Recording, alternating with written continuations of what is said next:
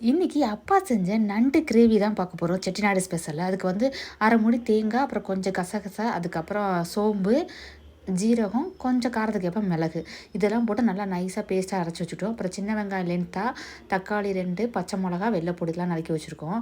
அதுக்கப்புறம் பார்த்திங்கன்னா நண்டை பொட்டு வச்சுட்டு க்ளீன் பண்ணிவிட்டு எண்ணெய் ஊற்றி 2 ஸ்பூன் வந்து வெந்தயம், 1 ஸ்பூன் சோம்பு, அப்புறம் நம்ம நறுக்கி வச்சிருந்த எல்லாத்தையும் போட்டு நல்லா உப்பு போட்டு வதக்கணும். நல்லா வதங்குற வரைக்கும் நம்ம வெள்ளை போட்டு சின்ன வெங்காயம் நல்லா அம்மியில் நச்சு அதையும் போட்டு வதக்கிடுங்க. அதுக்கப்புறம் 2 ஸ்பூன் வந்து மஞ்சத்தூள், ஒரு காரத்துக்கு ஏற்ப வந்து மிளகாத்தூள், நான் 2 ஸ்பூன் மிளகாத்தூள் போட்டிருக்கேன்.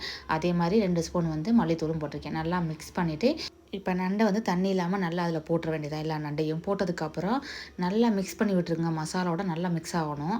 அதுக்கப்புறம் நம்ம அரைச்சி வச்சிருந்த தேங்காய் பேஸ்ட்டை வந்து ஊற்றிட வேண்டியதான். இப்போ பாருங்கள் எவ்வளோ பார்க்கவே சூப்பராக இருக்குது. அதே மிக்ஸ் பண்ணிவிட்டு நம்ம கிரேவி வைக்கிறனால கொஞ்சமாக தண்ணி ஊற்றி மூடி வச்சிட்டோம். இப்போ கொதிச்சதுக்கப்புறம் நண்டு கிரேவி ரெடி ஆயிடுச்சு. யாருக்கெல்லாம் நண்டு பிடிக்கும் அப்படின்னு மறக்காமல் கமெண்ட் பண்ணுங்கள்.